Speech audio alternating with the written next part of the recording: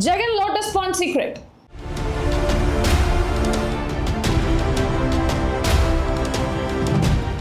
YS Jagan మకాం ఇక్కడ బెంగళూరులోని యలహంకనా లేక తాడేపల్లి నివాసమా? రాష్ట్రంలో ఉండకుండా పక్క రాష్ట్రంలో ఉంటూ రాజకీయాలు ఏంటి అని ప్రతిపక్షాలు చేస్తున్న విమర్శల దాడికి చెక్ పెడుతూ వైసీపీ బాస్ తీసుకోబోతున్న సెంటిమెంట్ నిర్ణయం ఏంటి? ఒకప్పుడు ఎక్కడి నుంచైతే అధికార పీఠం వైపు అడుగులు వేశారో మళ్ళీ అదే అడ్డాకు మారబోతున్నారా? ఏపీ పాలిటిక్స్ లో ఇప్పుడు ఇదే హాట్ టాపిక్. అసలు లోటస్ పాండ్ వెనుక ఉన్న సీక్రెట్ ఏంటి? అధికారం కోల్పోయిన తర్వాత జగన్ దినచర్య అంతా బెంగళూరు తాడేపల్లి మధ్యనే నడుస్తుంది. యలహంక నివాసాన్ని పరిమితంగా ఉపయోగిస్తున్నప్పటికీ ప్రతిపక్షాల నుంచి మాత్రం మాటలు తూటలు పేలుతానే ఉన్నాయి. ఏపీలో రాజకీయం చేస్తూ బెంగళూరులో మక్కం ఏంటి అన్న ప్రశ్నలు వైసీపీ క్యాడర్ ను కూడా కాస్త కలవరపెడుతున్నాయి. ఈ విమర్శలకు చెక్ పెట్టాలంటే అడ్డా మార్చక తప్పదన్న నిర్ణయానికి జగన్ వచ్చినట్లు రాజకీయ వర్గాల్లో జోరుగా చర్చ సాగుతుంది.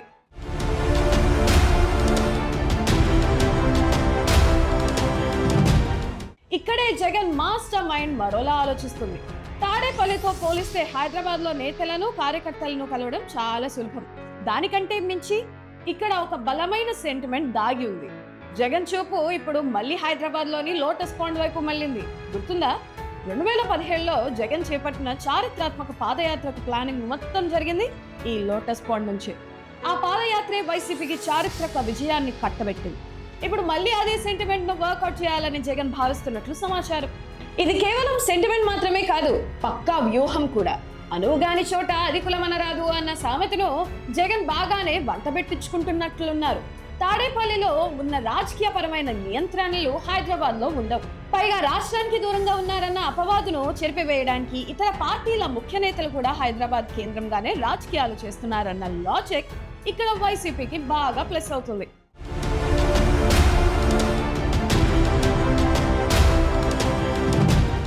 మొత్తానికి జగన్ మకాం మార్పు నిర్ణయంలో పాలిటిక్స్ ఉంది, ప్రాక్టికాలిటీ ఉంది, అన్నిటికీ మించి అదృష్టాన్ని తెచ్చిపెట్టిన సెంటిమెంట్ ఉంది. మరి ఈ లోటస్ పాండ్ సెంటిమెంట్ మళ్ళీ వర్కౌట్ అవుతుందా? అడ్డా మారితే రాజకీయ రాత మారుతుందా? రాబోయే రోజుల్లో ఏపీ రాజకీయ ముఖ చిత్రం ఎలా ఉండబోతుందో వేచి చూడాల్సిందే.